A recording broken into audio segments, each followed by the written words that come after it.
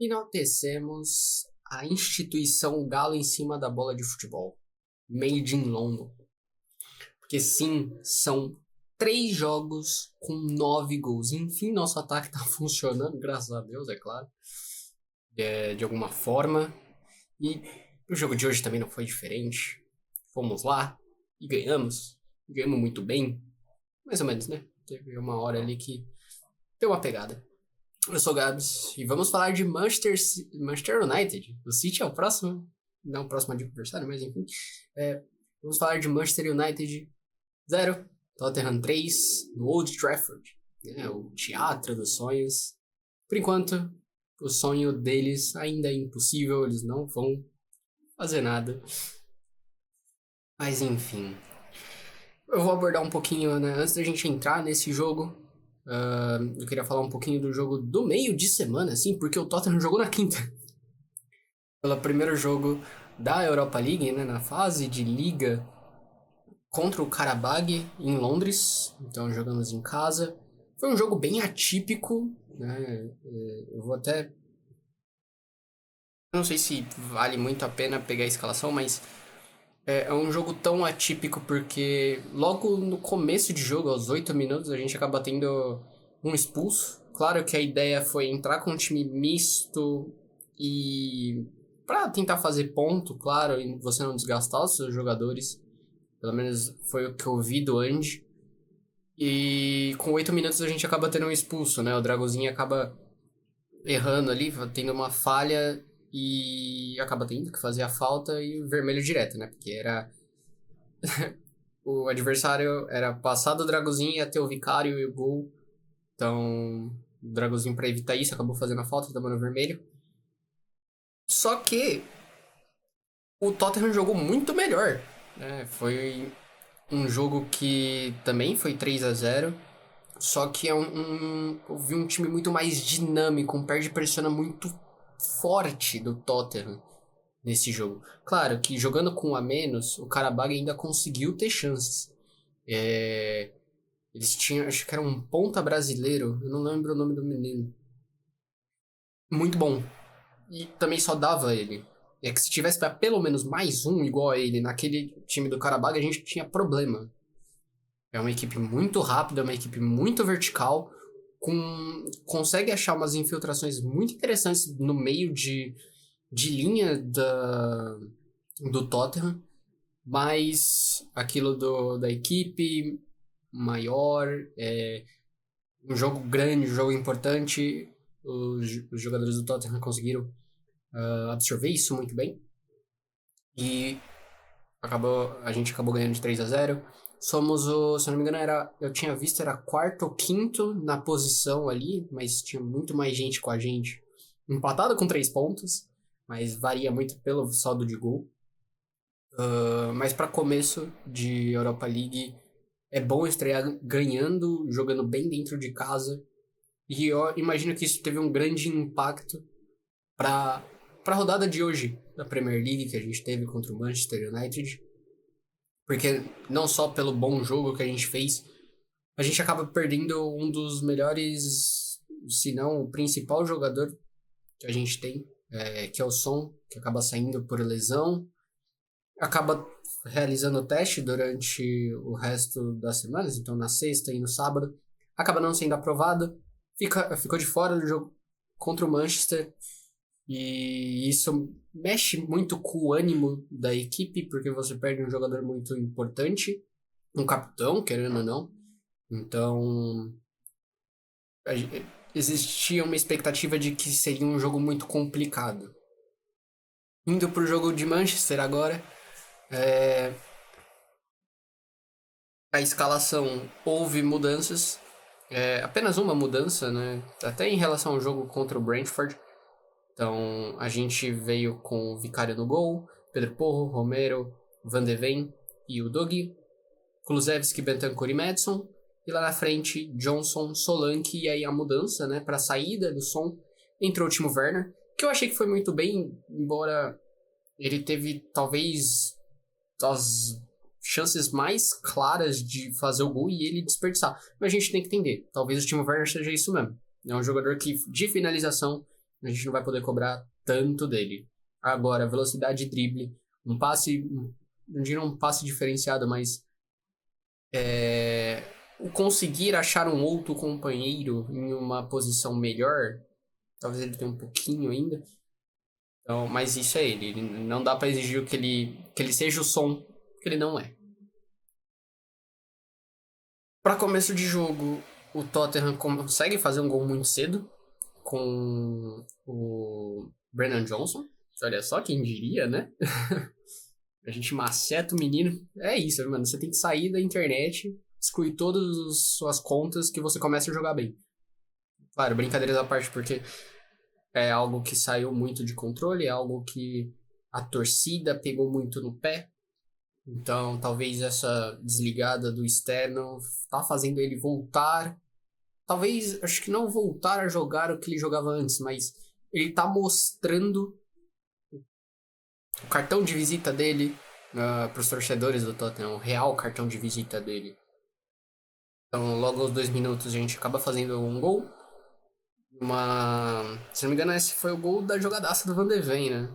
Que ele pega e sai costurando todo mundo. Claro que o Manchester United, e aí, né, esse pequeno parênteses, para falar um pouquinho do Manchester, eu acho que é uma equipe que só vai andar para frente quando mandar embora o Ten Hag. Sei que tem muitas questões com os donos, né? A família Glazer, quem tá assumindo agora, que é, se não me engano, faz parte da Ineos. A Ineos, enfim. É algo assim. Mas em questão de campo e como dispor jogadores, passa muito pelo Ten Hag. Durante a transmissão, houve muitos comentários falando sobre o Rashford, que já tinha um tempo que ele não estava jogando como titular, entrou agora. Não acho que o Rashford é um titular absoluto, é a peça fundamental para esse Manchester United, mas é um jogador que talvez tenha um brilho diferente. Jogando com o Højlund, jogando com o Garnacho, o Bruno Fernandes mesmo, você conseguir montar um elenco com esses caras e que eles consigam fazer passes entre eles, triangulações, tem um sync muito bom, o Manchester vai elevar o seu nível. O Ten Hag não é. Eu volto a dizer, como eu já disse lá no começo, acho que no primeiro vídeo do começo dessa temporada, o Manchester United só vai ser uma equipe de verdade quando o Ten Hag sair. Ele é um técnico de média equipe que tá ali uma prateleira, talvez um time que é forte dentro do seu âmbito nacional. Então, na Holanda ali com Ajax, Feyenoord, talvez na França se pegar um Lille, não sei se talvez no Paris Saint-Germain, porque o Paris Saint-Germain é aquilo, a gente não sabe se ele é um time grande ou um time só nacional.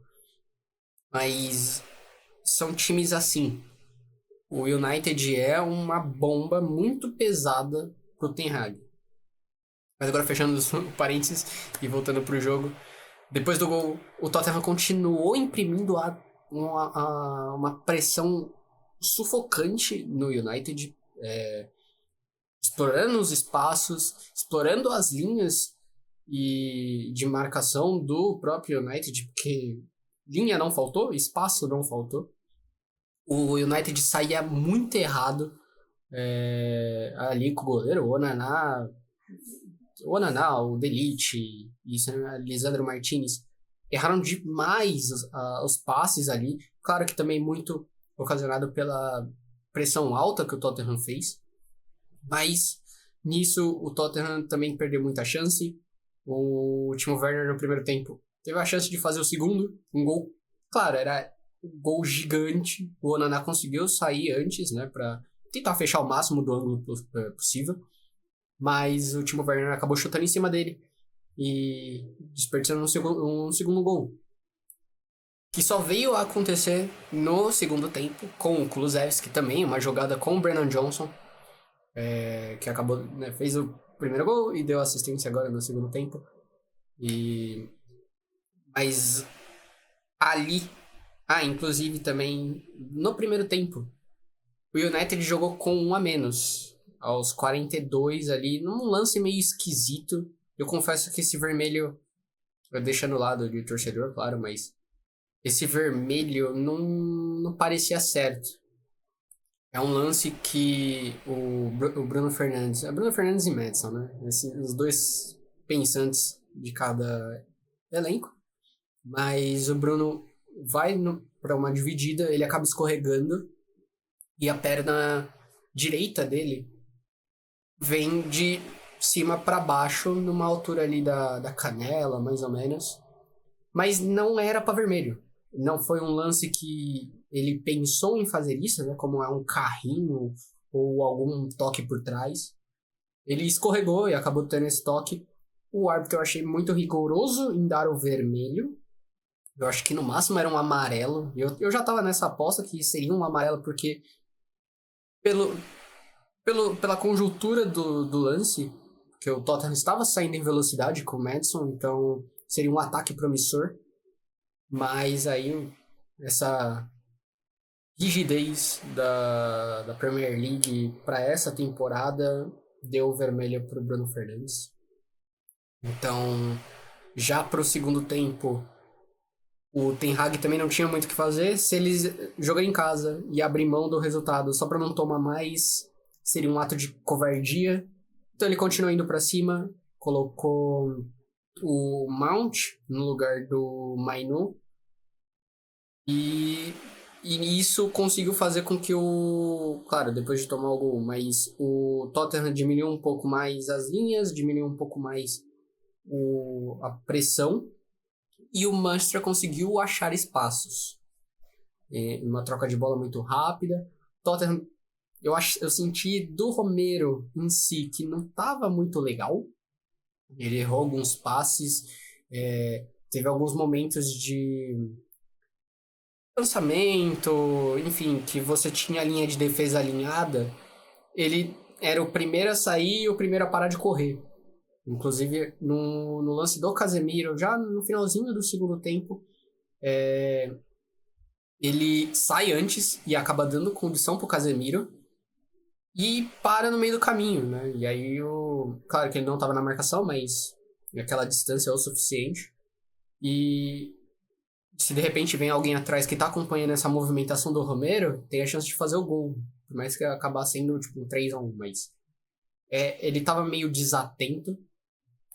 O Van de Ven acabou fazendo uma partida excepcional, não só pela assistência, mas era nosso melhor jogador de defesa ali.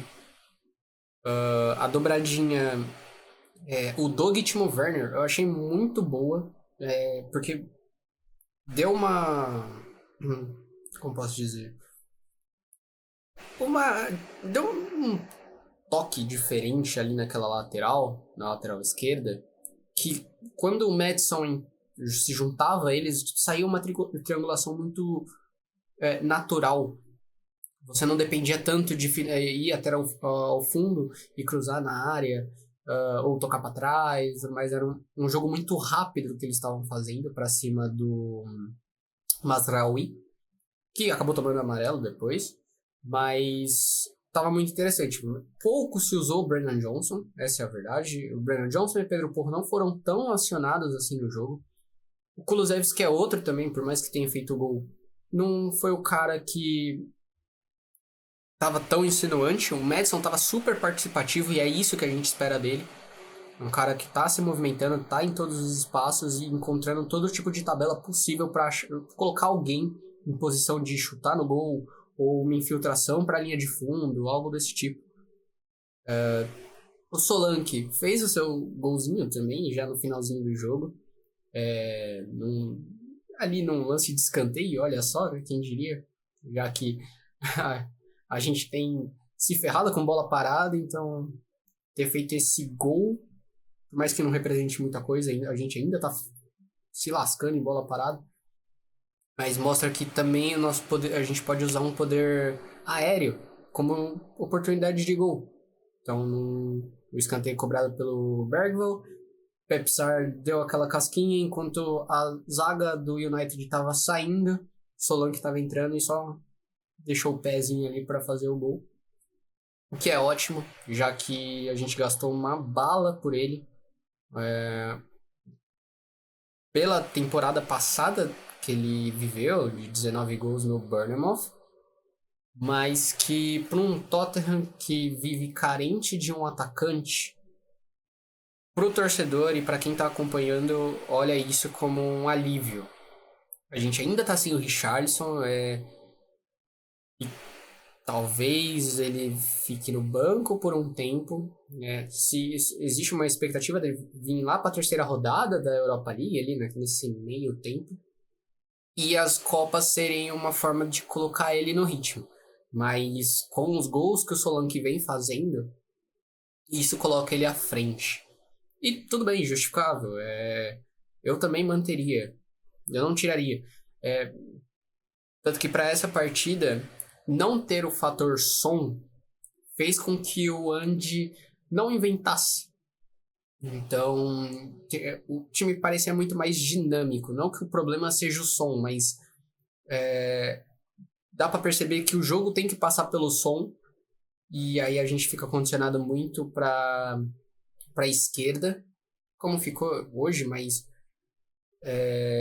o som precisa tocar na bola todas as vezes. A bola tem que chegar nele, ele tem que resolver, ele tem que fazer infiltração, ele tem que fazer o passe por cima, ele que tem que dar um jeito, né? O Madison acaba se escondendo e hoje sem ele, sem o som, o Madison conseguiu muito mais liberdade e os outros jogadores de meio e de ataque puderam aparecer bem mais. Enfim, no geral, foi um jogo que a gente que é o ideal. Eu acho que o Tottenham tem que jogar mais assim. Esse perde e pressiona tá muito bem casado com o elenco, né? A gente já viu exemplos de times que fazem esse perde e pressiona e com 20 minutos tá todo mundo exausto. E acaba não fazendo os gols, mas tira o pé, porque fisicamente a equipe não vai aguentar os 90 minutos. E acaba tomando pressão e acaba sofrendo gols e desatenção, enfim. Hoje, e Europa League, jogo contra o Brentford, nessas últimas 3 rodadas, o Tottenham tem sido muito constante nesse perde pressiona. Essa pressão lá no alto, achar os espaços, fechar os espaços de passe do adversário. Então, se a gente continuar dessa forma para as próximas rodadas, pode ser que a gente tenha encontrado o nosso caminho de ouro. É claro que nas Copas isso vai ter que ser diferente, porque são muitos jogos. A gente já se fala na Inglaterra, algo que é quase que comum aqui pra gente do Brasil, que é número elevado de jogos. Para eles isso é um absurdo, e sim, concordamos. E que eles até pensam em entrar em greve, né? Greve dos jogadores e tudo mais. Porém, enquanto nada está sendo decidido, você tem que administrar esse número de tempo de cada jogador. Por exemplo, foi o caso do Son. O Son vem jogando há bastante tempo e acabou sentindo no jogo da Europa League, um jogo bastante importante. Ficou de fora nesse jogo contra o United. Não se sabe ao certo ainda se ele vai conseguir voltar, mas se voltar na próxima rodada eu não acho que deveria colocar ele. Até porque é um jogo contra o Brighton, na Premier League, jogando fora de casa. Mas tem o jogo contra o Ferencváros, também na quinta-feira, no meio de semana. Então, eu gosto do estilo de jogo que o Andy tá colocando agora, mas temos que tomar cuidado com a minutagem de cada jogador, pra gente não ter um departamento médico lotado e ter que dificilmente fazer compras absurdas, mas tirar leite de pedra que tá toda quebrada. Bom, os próximos jogos, então, como eu já havia adiantado, a gente pega o Ferencváros pela segunda rodada da Europa League, fora de casa. Então a gente joga, se não me engano, na Hungria, o Ferencváros. É isso. E no fim de semana, da mesma semana, a gente visita o Brighton, fora de casa. Mais um joguinho aí que pode ser difícil de jogar. Não, eu acompanhei poucos resultados do Brighton, mas ano passado ano passado não, né? Mas temporada passada a gente teve um problema gigante com o Brighton e aquele menino, acho que era do Flu, né? O João Pedro, acho que é isso. De repente, se ele ainda estiver em boa fase, talvez seja um grande problema. A equipe do Brighton é muito organizadinha, organizadinha, bastante organizada, e que desde a troca de técnico se manteve a mesma filosofia. Então, acredito que vai ser um jogo encardido no Amex Stadium, mas que se jogar como hoje, ou jogar como vem jogando, acho que dá pra sair com uma vitória com um placar magro. Até mesmo um empate não seria tão ruim assim, mas... Enfim. Inclusive, já saiu o sorteio da próxima fase da Carabao Cup, a Copa da Liga Inglesa. E vamos pegar o Manchester City. Complicado. Claro que até lá, que vai ser já no finalzinho de outubro. O primeiro jogo, acho que é o primeiro jogo, o único jogo, é no Hotspur Stadium. Mas é o Manchester City, né? Um time complicado, é um time que não tem muito o que fazer, né? Então, até lá tem muito o que acontecer, tem muitos jogos pra rolar. De repente aí, eles perderam o Rodri por lesão recentemente. Por conta dessa excessiva minutagem, né? O Rodri tava vindo de Eurocopa. Então, também se desgastou mais do que o normal. Acabou vindo a lesão agora, mas tem que ver o resto do elenco. Até lá, a gente só pode torcer pelos próximos resultados positivos que tem a vir. E quando chegar o momento de jogar contra o City, a gente ganhar, né? A gente é a equipe mais... Talvez a equipe mais complicada de enfrentamento do City, né?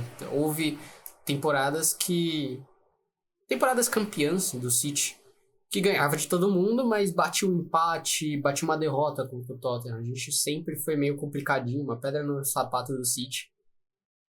Inclusive na temporada passada isso aconteceu na primeira janela, né? Primeira turno ali. Mas no segundo, que foi aquele decisivo que o Tottenham jogou contra a Arsenal, jogou contra a City, jogou contra Liverpool. E foi decisivo. Era a equipe que ia decidir o campeonato. No final a gente perdeu pra todo mundo, né? Mas acho que a gente só empatou com o Liverpool, se eu não me engano. Mas enfim, é isso. Eu fico por aqui.